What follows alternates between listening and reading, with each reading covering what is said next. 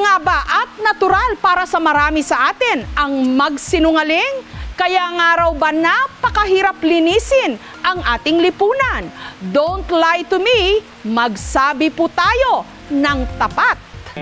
Hindi maiwasang magkomento at magtanong ng ilan, sino raw ba sa atin ang hindi nagawang mandaya o magsinungaling? Baka tamaan ng kidlat.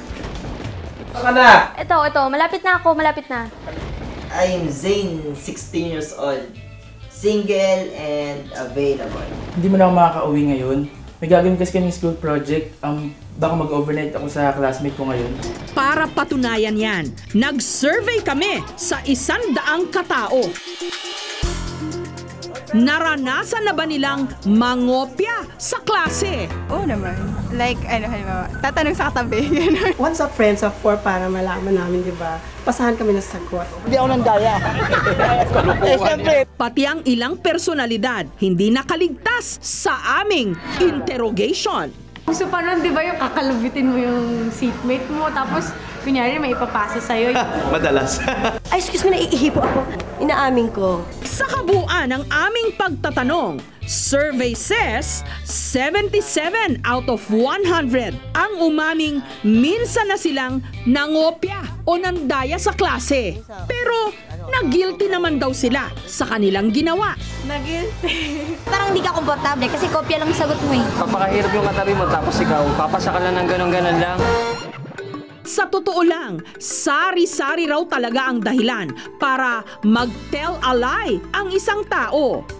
May-aring parang pagtakpan ang kahinaan niya. Or maaari ding gusto niyang mag-take advantage, gusto niyang makalamang sa isang bagay o sa isang tao. Pwede rin naman nagsisinungaling siya para bigyan niya ng proteksyon ng isang minamahal sa buhay. Sa 4 na taong relasyon ng magkasintahang Rumil at Ivy, tiwala na raw sila sa isa't isa. Pero ang nagiging mitsa raw ng kanilang away, selosan. Hindi maiwasan, magkaiba kami yung klase. May nalilink sa amin sa mga classroom, ganun. Yun. Pinagkukwentuhan din namin yun, kaso yun nga, dumadating din sa punto na pag kunyari, hindi lang makapag-reply ng mabilis, yung iisipin, baka ito na naman, si naman kausap, ganyan.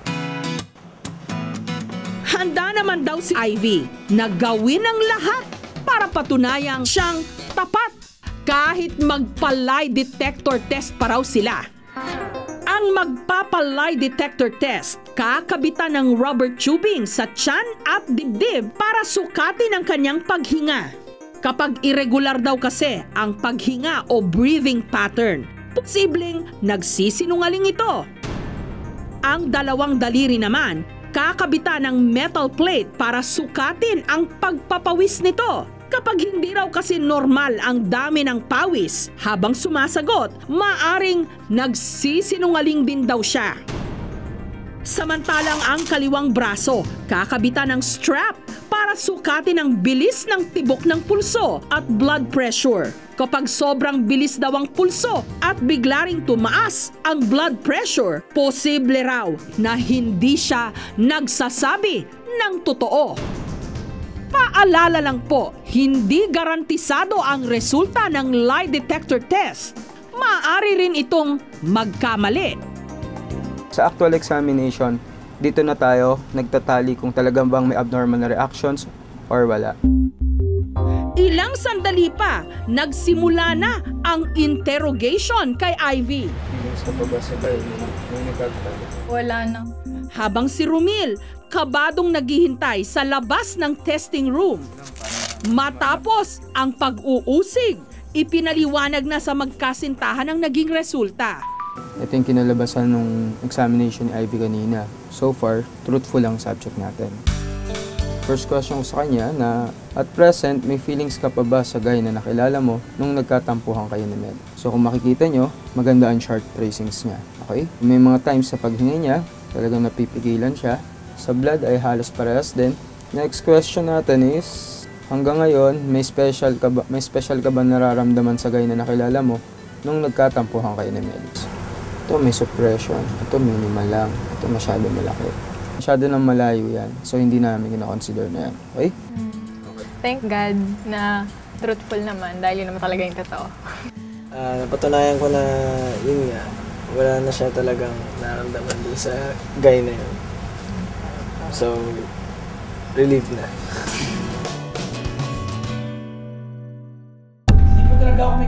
Ang taong nagsisinungaling, kalimitan daw malikot ang mga mata. Paligoy-ligoy ang mga salita. Bumalik din po ako at bumibilis ang tibok ng puso. May masamang epekto raw sa kalusugan ang pagsisinungaling. Actually, kapag nagsisinungaling ang tao, nasa-stress ang pasyente.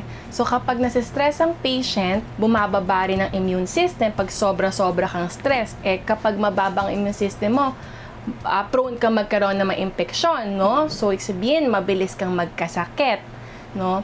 Yun yung mga nangyayari kapag not actually nagsisinungaling lang, no? Stress per se. Pero sa kabila ng mga manggagancho at manggugoyo sa lipunan, marami pa rin naman daw ang tapat o di kaya patuloy na nananalig sa katapatan ng kapwa. Sa isla ng Batanes, sikat na sikat ang isang tindahan na binansagang Honesty Store. Wala kasing taong nagbabantay rito at bahala na ang mga bibili na mag-iwan ng bayad o kumuha ng tamang sukli. Maraming salamat. Pinokontak natin ngayon itong may-ari. Madalas rin namang nababalita ang mga honest taxi drivers nagsasauli ng malalaking halaga ng pera o mga mamahaling gamit na naiwan ng kanilang mga pasahero. At para subukin ang katapatan ng mga Pilipino, nagtayo kami ng sarili naming Honesty Store sa Divisoria, kung saan ang tinda, mga baunang tumbler na nagkakahalaga ng 20 pesos kada piraso. Saktong-sakto sa back to school.